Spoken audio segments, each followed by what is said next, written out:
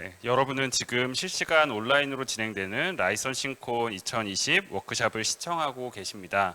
오늘 라이선 신콘 워크샵 1일차의 마지막 연사입니다.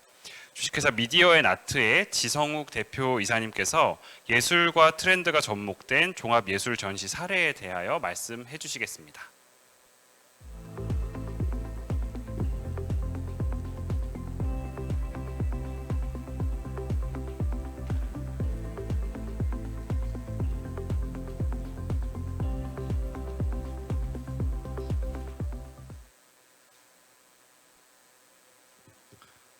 네, 안녕하세요. 미디어앤아트를 이제 운영하고 있는 지성욱이라고 합니다. 오늘 제가 발표할 주제는 예술과 이제 트렌드가 접목된 종합예술 전시 사례를 이제 말씀드리고자 하는데요. 이제 단순히 이제 그런 내용만을 살펴보기에 앞서 올해 또는 여지껏 국내 전시 시장 전반에 대한 어떤 얘기, 현황, 흐름 이런 주제를 가지고 한번 얘기를 나눠볼까 합니다. 먼저 이 전시 주제를 들어가기에 앞서 저희 회사가 여지껏 선보였던 전시를 영상으로 짧게 만나보시고 들어가면 좋을 것 같고요. 영상이 나오는 중간중간에 제가 설명을 곁들이도록 하겠습니다. 네, 그럼 영상을 보시겠습니다.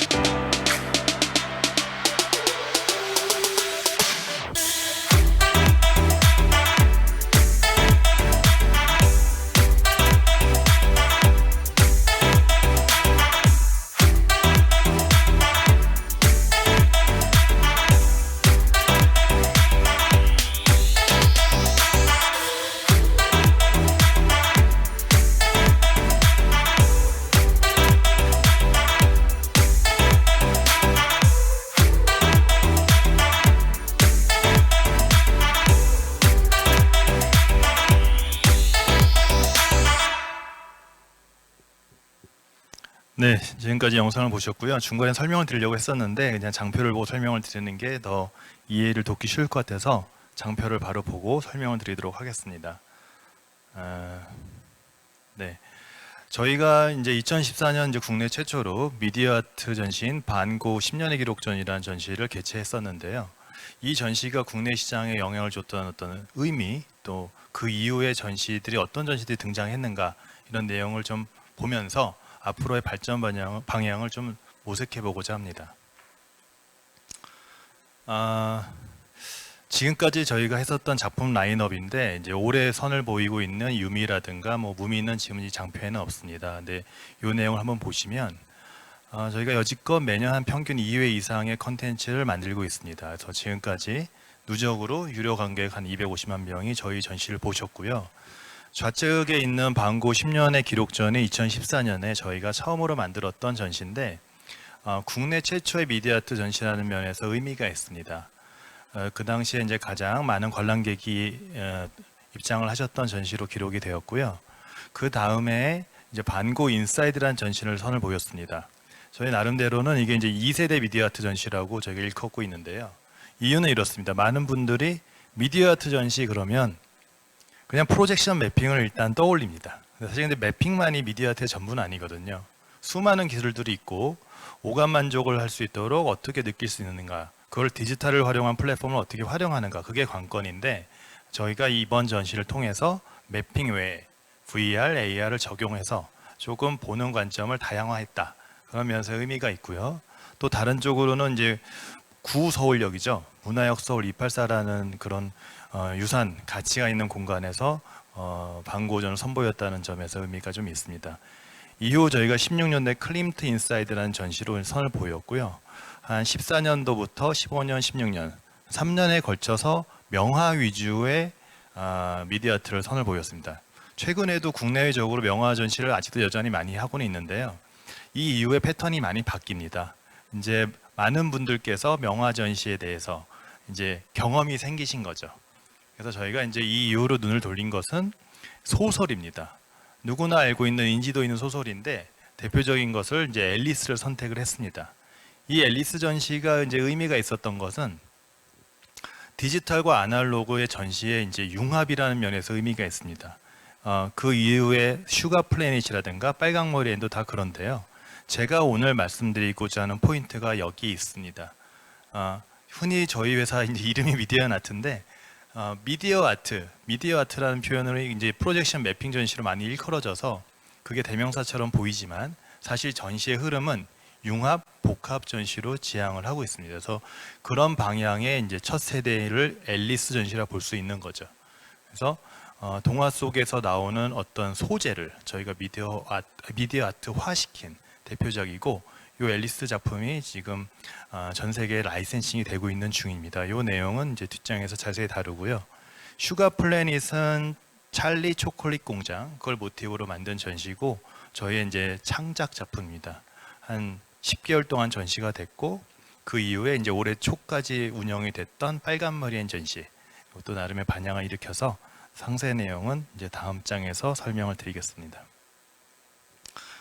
자, 그럼 여지껏 제가 이제 몇 가지 저희 전시 라인업을 갖고 설명을 드렸는데요. 무슨 의미가 있느냐 이게. 그래서 저희가 지금까지 만 7년 동안 20회 이상의 대형 기획 전시를 제작을 했습니다. 사실 우리나라에 있는 많은 전시 기획사들은 대부분이 라이센싱을 갖고 와서 하는 전시입니다. 그래서 우리나라 산업의 발전을 위해서는 제작사가 많이 있어야 된다는 게 이제 저희 평상시의 생각인데, 좀 전시 환경이 다른 시장 분야에 비해서 좀 터프합니다. 그리고 시장 규모가 아직은 작고요. 그렇지만 이제 계속 뭔가를 만들어내고 다양한 형태의 기획 제작사들이 고르게 분포돼야 시장의 발전이 있지 않을까 싶고요. 그런 차원에서 저희가 계속 전시를 제작을 하고 있습니다. 잠깐 이제 밑에 연역을 좀 보시게 되면은 저희가 이제 미디어 아트를 2014년에 처음 선보인 이후로 뭐 국가기관이라든가 여러 기관으로부터 지원금이라든가 올해 뭐 실감형 전시 이렇게 선정이 돼서 제작이 되었습니다. 다음 장입니다. 전시 회사가 성장하고 전시 분야가 성장하려면은 전시장이 많아야겠죠. 사실 우리나라에서 전시를 할 수 있는 여건은 매우 제약이 있습니다. 기존의 전시장이라고 우리가 흔히 떠오르는 뭐 예술전당이라든가 세종문화회관, 최근에는 이제 DTP까지 포함해서 이런 공간들은 기존의 전시, 뭐 회화라든가 사진전 이런 전시를 하기에도 이제 룸이 적은 거죠. 그래서 사실 새로운 기획사들이 이런 베뉴를 확보하기가 너무 어렵습니다. 그래서 저희도 그랬고요. 그래서 전시 기획사들이 전시를 하기 위해서 전시장 섭외가 먼저 선행돼야 되는데 하여튼 전시장 확보가 너무 어려워요. 저희도 예전에는 그랬었고 그 이후의 단계가 어느 한 장소에서 오래 하는 겁니다. 그러면 이제 브랜드 인지도가 생기고 그 회사 하는 전시는 어떤 형태의 전시야, 이런 이미지가 각인이 됩니다. 저희가 이제 그런 쪽으로 성장을 하기 위해서 올해 야심차게 준비를 해서 그라운드 시소라고 하는 베뉴를 만들었습니다. 이 그라운드 시소라는 베뉴는 저희 전시장의 이름인데 단순 전시장이 아니라 어떤 전시 외에 다른 예술 활동을 할 수 있는 복합 문화 공간입니다. 그래서 그라운드 시소로 서촌이에서 지금 개관적인 유미의 세포들 특별전을 하고 있고요. 그 다음에 성수에서 지금 무민 오리지널, 특별 원화전을 지난 금요일 날 오픈을 했습니다. 그리고 내년 1월에는 명동에서 미디어아트 전용 상영관을 개관할 예정인데요. 다음 장에서 더 상세히 보도록 하겠습니다. 전시장은 그라운드 시소 서촌과 성수 명동이 있는데 그 지역적인 특징이 있을 뿐더러 그 건물의 어떤 용처에 따라서 저희가 의도하는 바가 있습니다. 그래서 서촌에서는 서촌은 다들 가보셨겠지만 이 되게 트렌디한 공간이죠. 그리고 고도 제한도 있고 그래서 많은 분들께서 여가를 즐기거나 예술을 좀 향유하고자 할 때 마음 먹고 가는 공간입니다. 그래서 갔을 때 좀 트렌디하고 예술과 접목된 그런 컨텐츠를 저희가 구현하려고 서촌이란 공간을 선택했고, 성수는 공간의 규모가 좀 큽니다.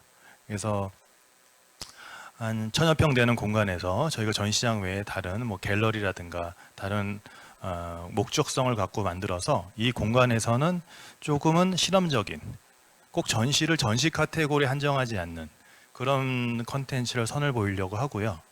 내년에 오픈을 하려고 하는 명동점은 서울에서는 아마 미디어아트 상설 전시장이 아직 없는 걸로 알고 있는데 미디어아트 상설 전시장을 이제 만들고자 합니다. 이건 좀 재밌는 부분이 있습니다. 단순히 어떤 미디어아트 컨텐츠를 상영하는 거에서 그치는 게 아니라 극장이라고 보시면 됩니다. 그래서 저희가 일방적으로 어떤 컨텐츠를 만들어서 특정 기간 동안 운영하는 게 아니라 저의 이제 많은 파트너분들, 컨텐츠 프로덕션 컴퍼니겠죠. 그런 회사들과 이제 협업을 해서 이제 극장과 똑같은 거죠. 수요와 공급의 논리에 의해서 어떤 컨텐츠가 올라가면 사람들의 이제 관심을 사랑을 많이 받게 되면 오래 지속이 되는 거고, 그게 아니면 또 다른 컨텐츠로 바뀌어가는 그런 새로운 시스템을 한번 적용해 보고자 준비를 하고 있습니다. 지금까지 저희 전시를 했을 때 평균 한 17만 명 이상의 관람객이 방문을 해주셨고요. 그와 관련된 이제 사진들입니다. 방고 인사이드 서울 전시가 인상적이었는데 저 공간에 진짜 건물의 끝까지 줄을 섰습니다. 그리고 오른쪽엔 앨리스, 빨강머리엔, 왼쪽 하단은 이제 클림트 인사이드인데, 저 전시가 기억에 남았던 거는 클림트 전시를 국내에서 처음 해서 그런지 이 아트 상품에 대한 어떤 선호도가 대단히 높았습니다. 네. 지금 저희가 중화권을 중심으로 라이센싱을 하고 있는데요. 중국, 대만, 홍콩 이런 국가들에서 총 15개의 도시를 투어를 하고 있습니다. 중국만 8개 도시를 투어하고 있는데 이제 올해 사실 3개의 도시를 해야 되는데 코로나로 인해서 지금은 다 펜딩되고 있는 거죠. 근데 곧 상황이 좋아지면 해야 되지 않을까 이렇게 보고 있습니다. 해외에서 현황이 그렇고 국내 라이센싱도 보면 뭐 서울, 대구, 제주, 강원, 경기 다양한 지역에서 여러 형태의 컨텐츠들이 라이센싱이 됐고요. 제가 이제 뒷장에서 말씀을 드릴 건데 이 라이센싱에 대한 수요도 해가 감에 따라서 좀 다양해지고 요구하는 이제 그 클라이언트의 요구처가 또 많이 바뀝니다. 그래서 그 내용도 설명을 드리도록 하겠습니다. 네, 해외 15개 도시가 어디를 했는가 보여드렸고, 이건 언론에 나온 자료입니다. 지금까지 저희 회사 개요를 간단히 설명을 드렸고요. 사실 이제 오늘 회사를 말씀드리려고 하는 게 아니라 전시장 분석에 앞서 저희가 걸어온 길을 보시면 어느 쪽으로 전시시장이 가고 있구나를 감을 잡으실 수 있을 것 같아서 설명을 한번 드렸습니다. 전시시장 한번 동향을 보도록 하겠습니다. 전시시장은 성장하고 있습니다. 2010년 자료와 2019년 자료를 보게 되면 뭐 미술관 수, 뭐 전시의 개최 횟수, 관람객 수 다 2자리 이상 증가가 되고 있죠. 하지만 여전히 다른 장르에 비해서는 그렇게 성장률이 높다 볼 수는 없습니다. 근데 주목할 부분은 다음 장인데요. 저희가 근 한 10년 동안 이건 이제 티켓사 자료에서 발췌를 한 겁니다. 여지껏 관람객들이 많이 찾으셨던 전시를 한 10가지 정도 선정해서 분석을 했습니다. 그래서 어떤 전시들이 관람객들의 어떤 관심과 사랑을 받았을까 이렇게 보면 제가 이제 색깔을 달리해 가지고 음영을 넣었는데요. 이게 시사하는 바가 있습니다. 과거에는 명확했습니다. 뭐 사진전, 회화전, 디자인전, 유물전. 그 카테고리가 넓지가 않았어요. 근데 이제 최근으로 보시게 되면은 이 주황색으로 표시된 부분을 보시면 다 복합화된 형태로 전시가 발전되고 있습니다. 그게 뭐가 복합이냐면 장르도 복합이지만 주제도 다양해집니다.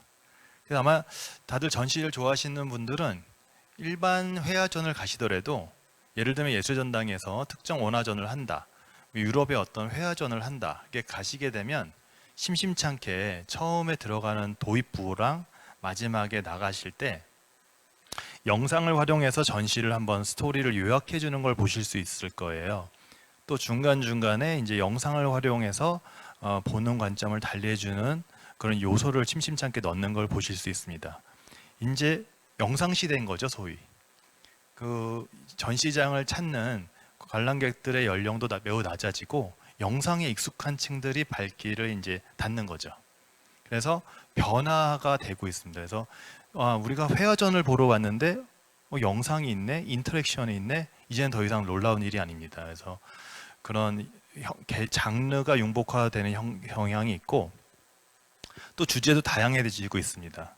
클래식전, 뭐 클래식이라고 하면 이제 제가 이제 흔히 말씀드렸던 회화전 같은 거겠죠. 근데 그거 말고 캐릭터전.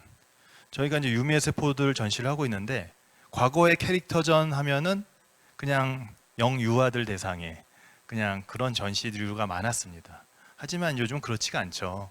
어덜트라고도 칭하고 캐릭터 전시가 중장년층 이상을 대상으로 이제 소구되고 있습니다. 그래서 캐릭터 전시도 등장을 하고요. 또 뭐 디지털 컨텐츠를 활용해서 이제는 하는 어떤 주제만 정해지면 그걸 갖고 표현해 주는 방식이 뭐 미디어 아트라든가 여러 형태를 보여줄 수 있기 때문에 주제가 다양한 주제를 이제 표현할 수 있는 시대가 된 거죠. 그래서 앞으로는 계속 이런 현상이 가속화될 것이다. 이런 전망을 좀 조심스럽게 해보고요.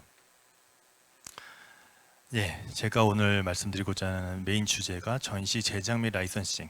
아마 이 분야에 대해서 관심이 가장 많으실 것 같은데 여기에 대해서 조금 심도 있게 한번 보도록 하겠습니다.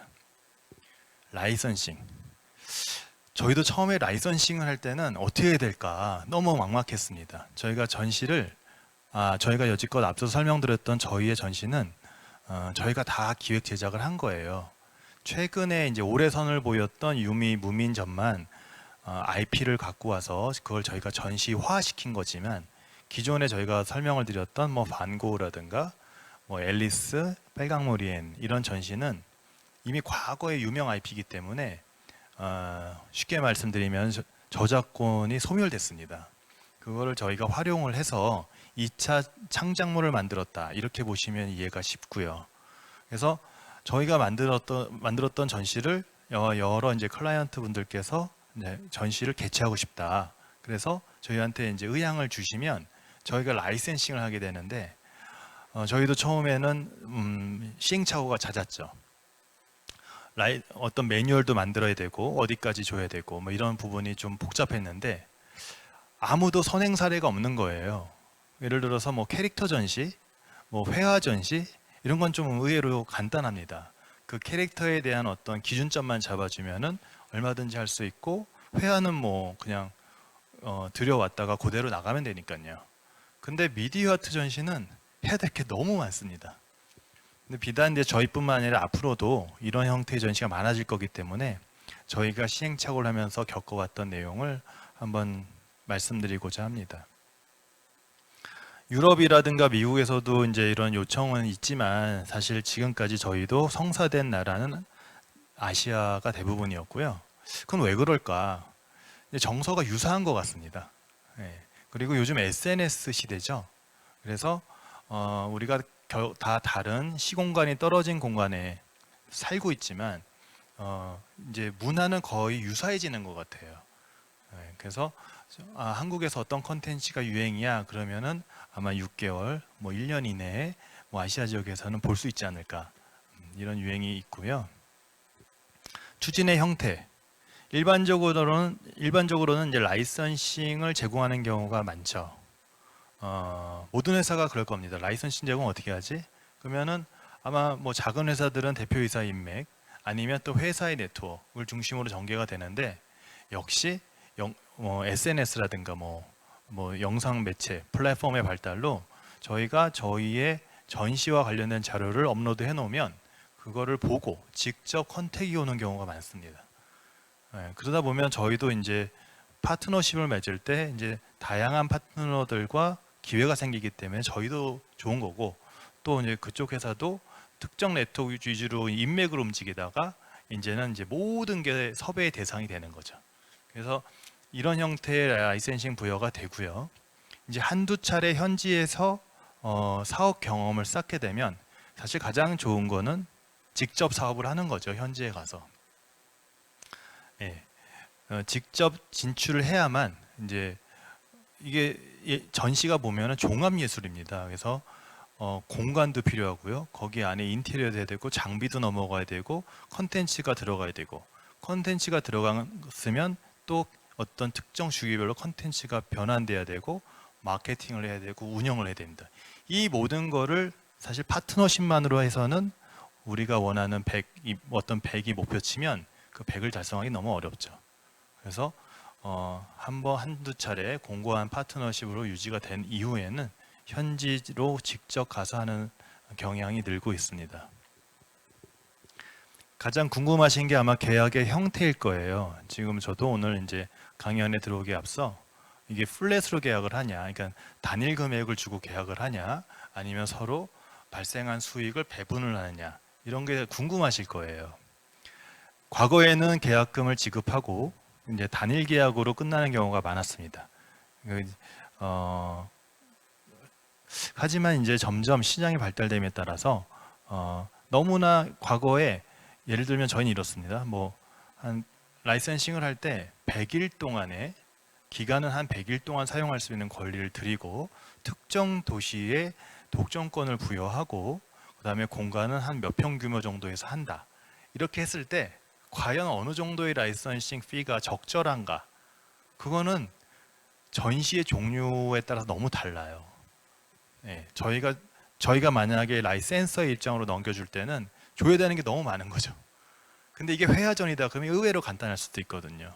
그래서 이렇게 예전처럼 제가 아까 말씀드렸던 몇 가지 요소, 그거를 가지고 그냥 어느 정도 금액 이렇게 정하는 경우는 요즘은 많지 않습니다.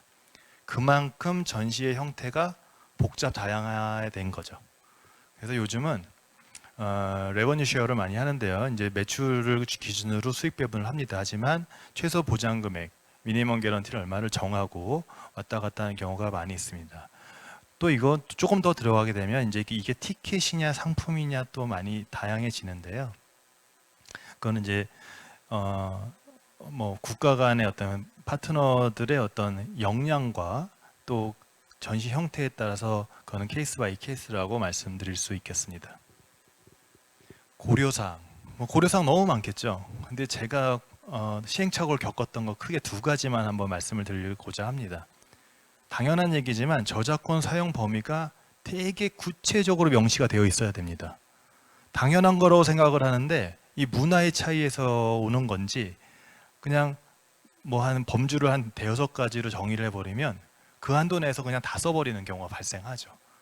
이렇게 되면 뜻하지 않은 걸로 한국에 대한 이미지가 안 좋아집니다. 그래서 가급적 범위를 되게 상세하게 나눠서 사용하는 것이 필요하다.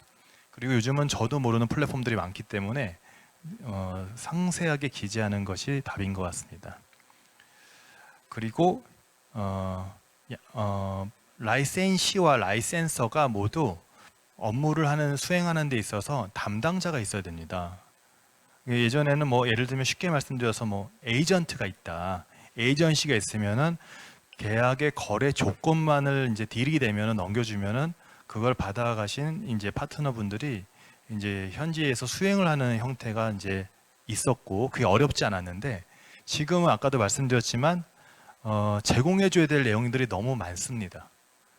예를 들어 전시는 전시장 안에 들어가 보게 되면 수많은 이미지로 표현된 것들, 그 이미지 자료가 있고 그래픽이 있고 그리고 뭐 공간을 저희가 설계를 했으면 3D 모델링 자료도 넘어가야 되고 영상, 음악 그리고 우리가 흔히 얘기하는 프로젝션 매핑의 스펙, 기준들 넘어가야 되는데 파트너분들께서 이제 거기서 만약에 그냥 마케팅 담당하신 분이 이 얘기를 하면 잘못 이해를 하세요.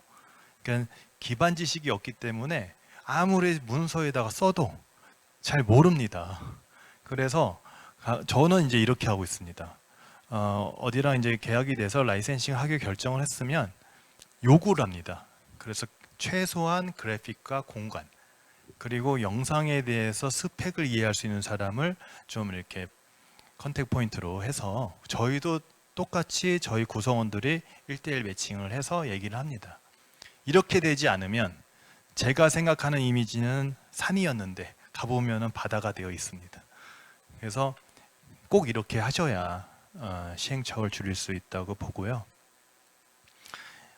대상회사는 뭐 전시기획사가 가장 많겠죠. 그리고 뭐 공연기획사도 심심찮게 많이 하고요.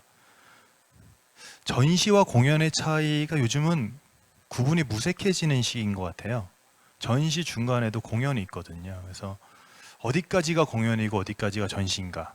우리가 티켓 사이트에 들어가서 어떤 컨텐츠를 예매하려고 보면은 전시 카테고리, 공연 카테고리 있잖아요. 근데 이제 좀 몇 년 지나면 그런 게 좀 무색해지지 않을까라는 생각이 듭니다. 네. 또 그 말씀 드리고 싶었는데 전시가 이제 컨텐츠 영역을 넘어서 모객 효과가 높아집니다. 이게 무슨 말씀이냐면 과거에 특정 공간에서 서로 유치하려고 했던 극장과 같은 역할이 돼버린 거예요. 어떤 좀 흡입력 강한, 모객력이 강한 컨텐츠가 들어가 버리면 그 공간이 활성화됩니다. 그러면 사실 그 공간 사업자들은 전시 사업자가 파트너십으로서 유리하겠죠. 네. 그래서 과거에는 전시 기획사들과 컨택이 많았었는데 지금은 공간 플랫폼을 갖고 있는 사업자분들이 전시를 유치하려는 그런 수요가 증대되고 있습니다. 그리고 당연한 얘기겠지만 일회성 라이센싱 형태보다는 특정 공간을 거점으로 한 장기 협업 이게 좀 많아지고 있습니다. 그게 무슨 말씀이냐면 특정 공간에서 한 번에 전시를 했다고 해서 그 공간이 활성화되지 않습니다. 오랜 기간 동일한 브랜드 아이덴티티가 유지가 돼야 그 건물 하면 떠오르는 이미지가 생깁니다. 그래서 파트너십이 장기화된다. 이런 것도 한 특징이라 볼 수 있고요. 네, 그래서 전시, F&B, 샵 등의 복합 형태의 라이싱 수요도 있는데 저희가 이제 그라운드 성수해서 그런 걸 한번 구현해 보고자 하고 있습니다. 네, 이것도 아마 궁금해하실 것 같은데 그렇다고 그러면은 전시 제작은 어떤 공정으로 프로세스로 이루어질까 아마 궁금해하실 거예요. 뭐 전시의 어떤 규모와 내용에 따라 달라지긴 하는데 저희는 통상 신규 전시를 오픈하는데 한 1년 정도의 기간을 잡습니다. 근데 1년 정도에서 가장 중요한 게 뭐냐? 아이템 선정하는 거예요. 그니 뭐 드라마도 그렇고 영화도 그렇고 프리 프로덕션이 너무나 중요하잖아요. 프리 프로덕션을 얼만큼 잘했냐에 따라서 후반이 짧아지는 거니까. 그래서 저는 뭐 지난 주말에도 저희가 새로운 전시 무민전을 오픈했지만 아이템을 선정하는 순간 그 전시의 흥행은 이미 절반 이상 결정된다라고 봅니다. 그래서 누군가가 이제 저한테 질문을 하면 미디어 아트의 장점은 뭘까요? 라고 물어보면은 뭐 저희 여지껏의 뭐 레코드라든가 뭐 미디어 아트의 뭐 운영 경험이라든가 뭐 여러 가지가 있겠지만 저는 이제 개인적으로는 이제 전시 아이템을 설정하는 눈, 이제 저뿐만 아니라 저희 구성원들 전체가 이제 아이템을 서로 내서 합의해서 정하는데요. 그게 가장 중요하지 않나 싶고요. 그래서 이제 장표에 보시면은 6개월 동안 아이템 선정하고 기획안 작성, 이게 이제 연출의 분야겠죠. 여기까지 들어오고 그 이유는 최소 3개월 전에는 공간 디자인을 들어가야 된다라는 거죠. 전시마다 좀 다르지만 특히 미디어 아트는 공간 너무 중요합니다. 공간이 단일화된 한 층인가 아니면 나눠져 있는가, 층고는 얼마나 되는가. 층고가 그러니까는 전시가 이루어지는 한 층의 층고가 너무 중요해요. 뭐 그냥 이론적으로 한 6에서 8m가 적정인데 그 이상 되게 되면 장비의 스펙이 높아져야겠죠. 투사거리가 길어지니까. 그게 다 비용과 직결이 되고 또 너무 짧으면은 커버하는 영상의 프로젝터가 커버하는 면적이 짧아지기 때문에 좁아지기 때문에 또 뭐 특수 렌즈를 써야 된다거나 이러면서 비용과 직결이 됩니다. 또한 전시를 볼 때도 아무래도 이렇게 미디어 아트의 맛을 느낄 수가 없겠죠. 그래서 공간이 어디냐 이것도 연출의 큰 요소입니다. 그래서 공간 디자인이 최소한 3개월 전에 들어가야 되고요. 그 다음에 아트웍 세팅. 실제로 아트웍 세팅이 얼마 안 걸리죠.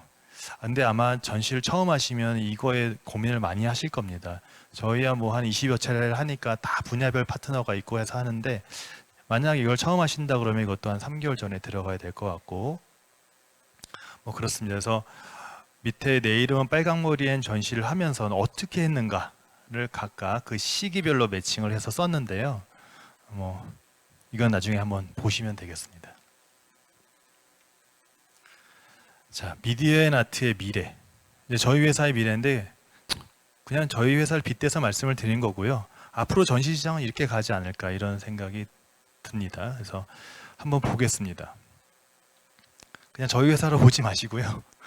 좀 앞으로 이렇게 발전하는 회사가 이런 방향으로 간다 이렇게 이해를 해주시면 되겠습니다. 그래서 저희는 가고 싶은 분야가 그렇습니다. 그냥 어느 특정 분야를 하는 회사는 발전이 없는 것 같아요. 그래서 다양한 주제의 전시를 선보이고자 하고요.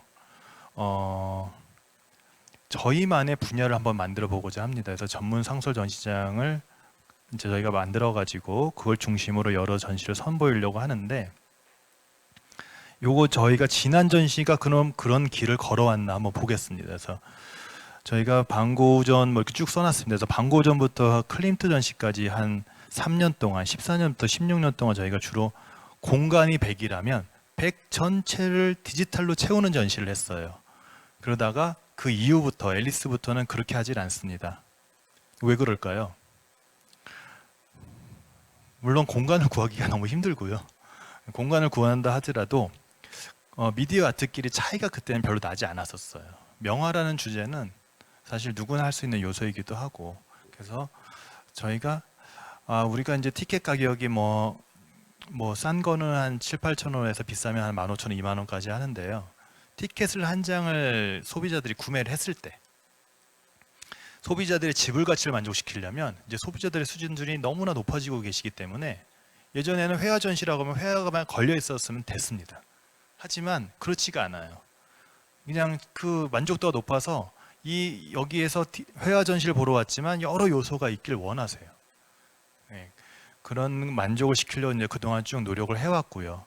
근데 그라운드 시소라는 게 저희가 뭐 누구나 알고 있는 IP, 과거에 유명한 어떤 소재 이거를 가지고 현대적으로 재해석하는데 저는 예술은 이렇게 생각합니다. 그 시대의 어떤 정서와 트렌드가 담겨져 있어야 되는데 그거를 어떻게 하나의 툴로 담을 수 있을까?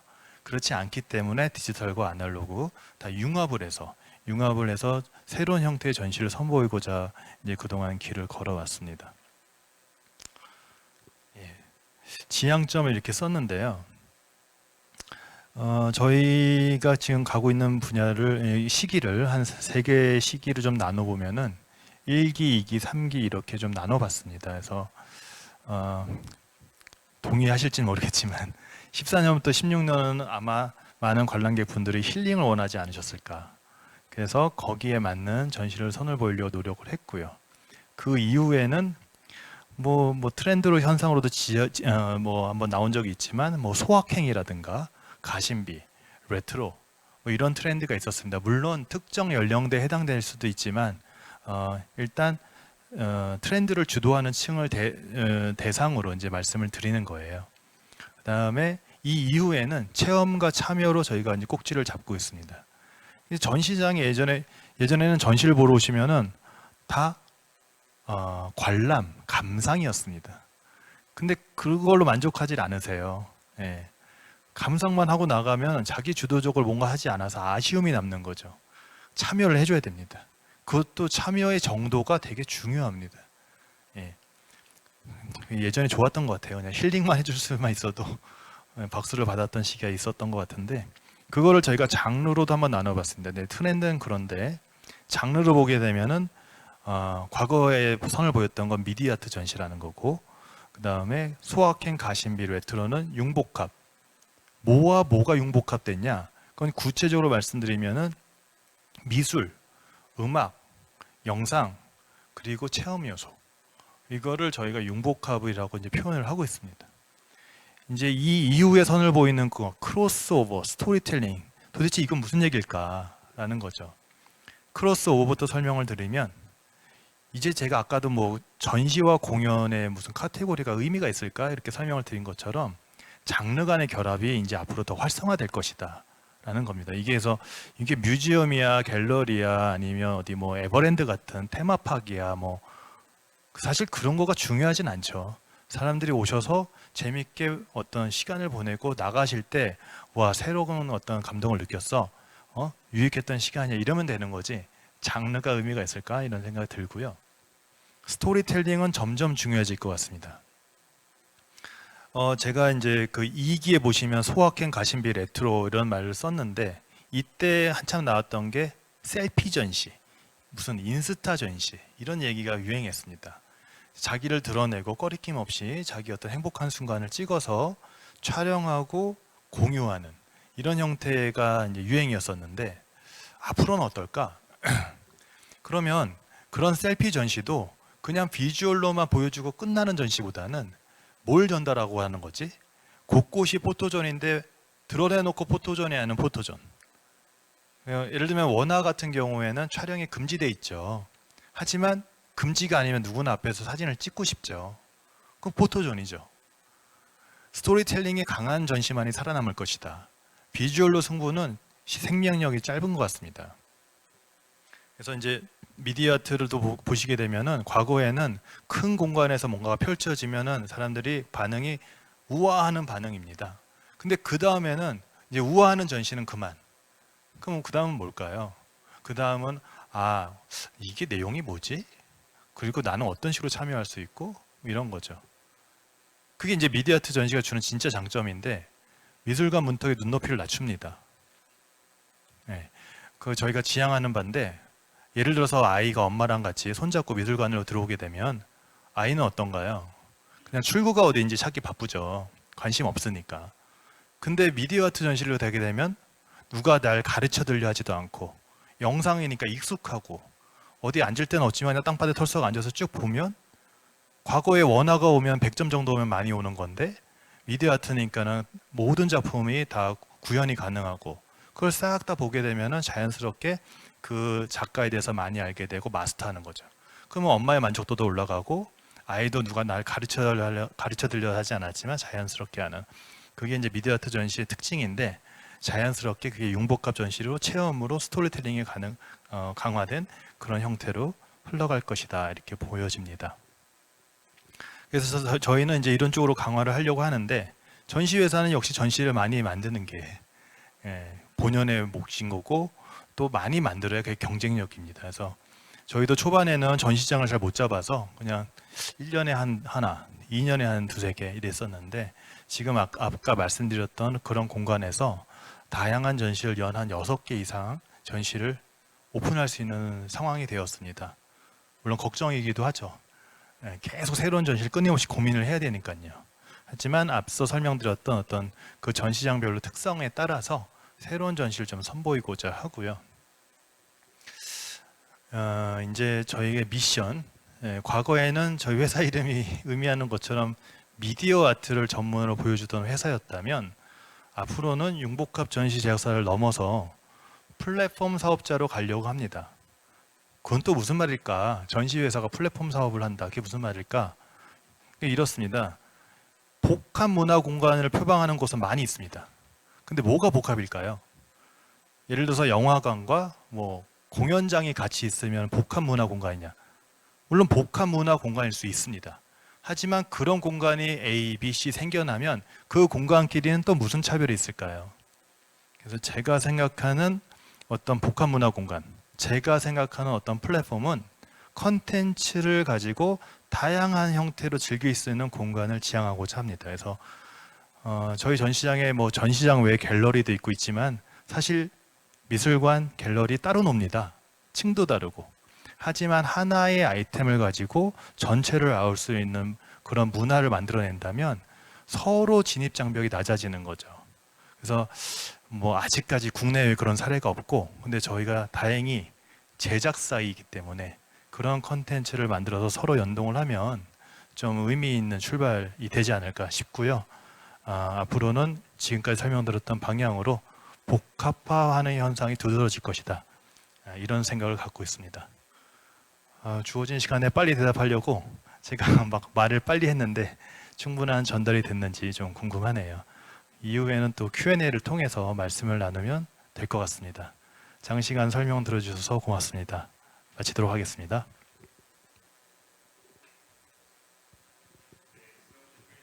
예술과 트렌드가 접목된 종합예술 전시의 다양한 사례를 이야기해 주셔서 저희 시야가 좀 넓어지는 계기가 된 것 같습니다.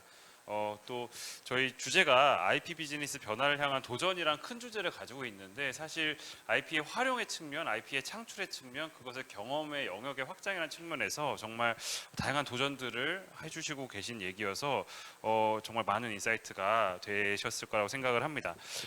저희 질문을 좀 드려보려고 하는데요. 사실 예전에 원래 미디어 앤 아트 하시기 전에 그러니까 원래 출발은 공학도셨다고 들었고 또 실제로 컨텐츠 기업 IT 플랫폼 기업에도 계시고 그러니까 컨텐츠 기업에 계시고 매니지먼트도 하셨다고 들었어요. 근데 어떻게 또 이렇게 미디어 아트란 분야로 넘어오실 수 있었을까라는 궁금함이 있거든요. 이제 궁금하실 것 같아요. 예. 사실 저는 이제 뭐 컨텐츠를 오래 했습니다만은 이제 컨텐츠 자체 처음에는 컨텐츠 자체에 많은 관심이 있었고요. 그 이후에는 아마 그냥 키워드를 말씀을 드리면 융합이지 않을까 싶습니다. 그래서 제가 이제 매니지먼트를 준비를 해서 한 5년 동안 했는데요. 그때도 생각은 이랬습니다. 그 기존의 산업, 예를 들면 뷰티라든가 패션이라든가 이런 쪽에 엔터테인먼트를 결합하면 새로운 영역이 있지 않을까. 셀리브리티를 활용한 무언가를 만들면 그 브랜드는 아직 없지 않나. 이런 관점에서 출발을 했고 그 당시에는 이제 한번 저희가 뭐 지금 설명을 드리긴 좀 그렇습니다만은 이제 괜찮은 실적을 거뒀고요. 그 생각이 이어져서 이제 미디어 아트까지 오게 됐는데요. 미디어 아트도 사실 보게 되면 아트와 이제 테크놀로지의 결합이잖아요. 그랬을 때 새로운 가치가 있지 않을까라는 생각으로 출발을 하게 됐습니다. 네.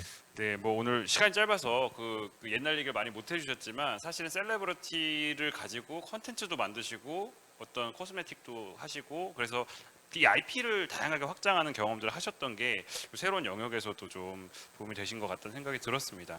근데 사실 이게 저희가 보통 미디어 아트라고도 말하지만 어떻게 보면 실감 콘텐츠라고도 말할 수 있는데 사실 저희가 제일 먼저 떠오르는 건 기술이거든요. 아까도 프로젝션 매핑처럼 이건 기술적으로 뭘 했다는 생각이 들 텐데 사실 그 조화를 이루는 게 항상 이제 어렵다라고 얘기가 되거든요. 그래서 혹시 어떤 원칙이 있으실까요? 그런 IT를 그러니까 기술을 적용하시면서 또 어떤 예술적 경험을 조화시키시는 원칙 같은 것들? 네, 이게 저희는 계획을 할 때 어떤 기술 쓸까를 생각을 먼저 하지는 않습니다. 그래서 최종으로 보여주는 형태가 어떨까를 생각을 합니다. 저희가 예를 들어서 뭐 프로젝션 매핑, AR, VR, 요즘 뭐 MR, XR 많은 기술들이 있죠. 근데 그거를 전면에 내세우면 그런 전시와는 좀 결이 다른 것 같습니다. 그런 전시는 뭐 코엑스라든가 이런 산업 전시인 것 같고 저희는 이제 아날로그 사람들이 관람객분들이 오셔서 저희 전시장을 방문하셨을 때 이게 그냥 참 아날로그적인 형태로 다가와서 감성을 터치하길 원하지 딱 보고 이 공간에 어떤 기술이 쓰였구나 그게 알 필요도 없고 그래서는 컨텐츠를 즐기는 방법이 아니라 생각돼서 보여주는 형식에 대한 형태를 먼저 고려해서 기획을 합니다. 네, 그 유튜브로 들어온 질문이 하나가 있어서 뭐 좀 말씀을 드려보고 싶은데 사실 아까 플랫폼 물론 이제 공간 플랫폼을 말씀하셨는데 또 한편으로는 이게 미디어 아트다 보니 공간이 꼭 없어도 예를 들어 VR, AR처럼 가상의 공간 경험을 할 수 있는 플랫폼이 더 확장된다면 이 전시도 그렇게 좀 확장될 수 있을 가능성이 있을까? 뭐 혹시 그런 부분에 대해서 해보신 적이 있으신지 좀 궁금하거든요. 네, 이제 많은 분들께서 이제 그런 얘기를 하시고 저희도 이제 그 분야를 심도 있게 고민한 적도 있고요. 그래서 그 분야는 어떤 형태로든 있을 것 같습니다. 하지만 이제 결국 뭐 지금의 코로나 상황은 이제 일시적인 것 같고요. 이 어떤 선진국일수록 문화가 다양해지고 문화가 이제 거기에 따라 맞춰서 같이 성장을 하기 때문에 결국에는 이제 이런 오프라인으로 만나는 형태가 많아질 것 같습니다. 그래서 결국 감성을 터치하는 사업이기 때문에 저는 XR, MR 또는 가상현실에서 만나는 것보다는 결국 여기를 잘 꾸미는 게 필요하지 않나 싶습니다. 아마도 그런 고민이 있으시니까 유미의 세포들부터는 실제 아날로그 전시물과 또 미디어 아트를 더 결합하시는 시도들을 하신 것 같다는 생각이 들었습니다. 그 코로나가 지나가겠지만 어쨌든 저희한테 충격을 주고 가는데 아까 뭐 전체적인 트렌드도 말씀해 주셨지만 조금 더 구체적으로 혹시 어떤 관점에서 기획을 하면 좋겠다라는 힌트? 뭐 저희 뭐 무민을 골랐던 이유일 수도 있겠고 그 다음 전시를 기획하실 때 어떤 주안점을 두시는 걸 힌트를 좀 주시면 어떨까 생각이 드는데요. 뭐 말씀을 드렸지만 이제 꼭 트렌드만을 반영한다기보다는 이제 그 시대가 가고 있는 어떤 가치를 담으려 노력을 하는데요. 트렌드도 무시할 수 없겠죠. 근데 과거에 뭐 힐링이라든가 소확행이라는 게 있었다면 이제는 그것만으로는 부족한 것 같고요. 그래서 무민이라는 전시가 결국에 이 전달하고자 하는 내용이 서로 같이 살아가는 방법이거든요. 공존인데 그 무민 전시를 작년에 준비했는데 이제 올해 이제 선을 보였죠. 근데 올해 코로나가 발생이 됐는데 지금 상황에 또 딱 맞는 필요한 내용이지 않을까 싶습니다. 그 지금 사실 그 반고 10년의 기록도 그렇고 그 인사이드 반고도 그렇고 그런 경험들을 하다 보니까 좀 비슷한 시도들이 조금 늘어나고 있는 것 같아요. 그런데 그런 트렌드를 사실 선도하셨는데 혹시 최근에 좀 경향들을 보면서 우려되는 거나 아쉬운 거나 아니면 오히려 또 기대되는 거 이런 부분들이 좀 있으실까요? 국내 그런 미디어 아트 전시 트렌드를 좀 보시면서 어떤 생각 하시는지도 좀 궁금합니다. 네, 최근에 이제 외국 전시도 미디어 아트 외국 전시도 많이 들어오고 국내도 미디어 아트를 전문하는 이제 회사들이 많이 생겨서 제가 보기에는 양적이나 질적으로 좀 좋은 경향인 것 같아요. 그래서 저희도 또 새로운 걸 선문을 보일 수 있게 됐고요. 근데 좀 우려스러운 부분은 이제 질적인 저하죠. 전시가 미디어 아트 전시가 다른 전시에 비해서 투자비가 많이 들어갑니다. 장비 전시다 보니까요. 우리가 보는 건 영상일 수 있고 이미지일 수 있지만 사실은 장비 전시거든요. 근데 그거를 일회성으로 하다 보면은 그거를 단기간 내에 사업성을 맞추기는 너무나 어렵습니다. 그래서 조금 뭐라 그럴까 그냥 영상으로 만들면 너무나 쉽게 접근해서 퀄리티가 좀 낮아지지 않을까. 근데 그거를 만나보신 다른 이제 대중들이 미디어 아트는 이렇구나라는 선입견을 지니게 되면 사실 그렇지 않을 수 있는데 이게 좀 우려되는 부분이고 플레이어가 많아지고 뭐 다양한 형태의 주제로 전시가 나온다면 그건 또 득이 되지 않을까 싶습니다.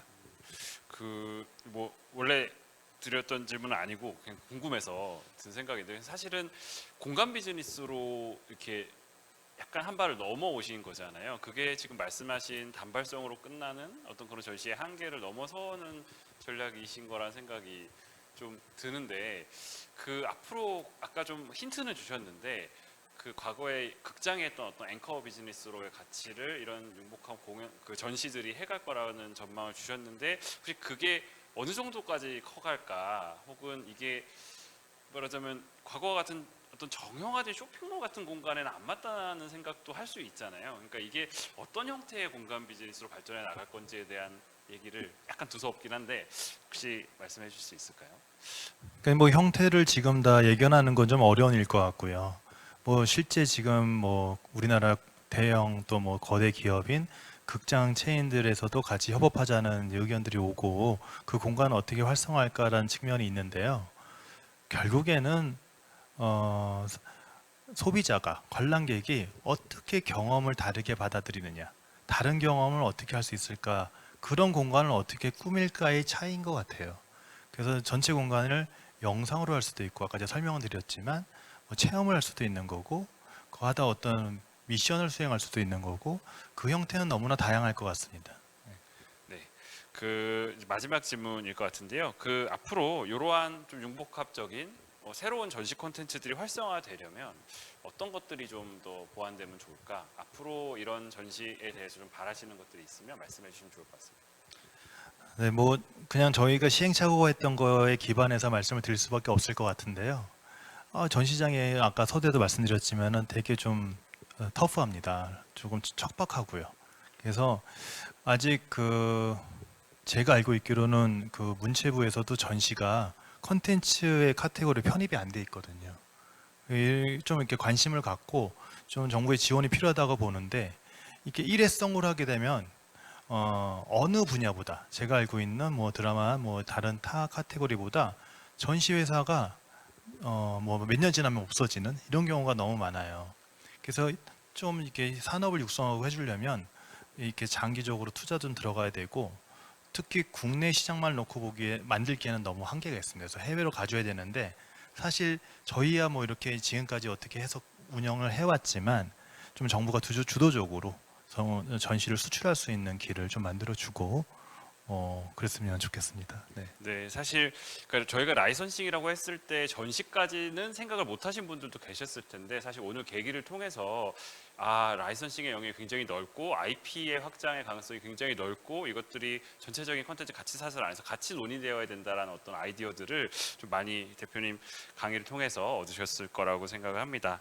네, 그러면 오늘 귀한 말씀 주셔서 너무나도 감사합니다. 네, 고맙습니다. 감사합니다. 네, 오늘 준비한 라이선 싱콘 2020 워크샵은 여기서 마무리를 해보도록 하겠습니다. 업계 종사자 분들과 예비 전문가 분들께 유익한 시간이 되길 바랍니다. 내일 이제 2일차 워크샵이 있는데요. 새로운 취향, 새로운 시도라는 주제로 워크샵이 진행됩니다. 많은 관심과 참여 부탁드립니다. 오늘 워크샵 시청해 주셔서 감사합니다. 지금까지 이성민이었습니다. 감사합니다. 감사합니다.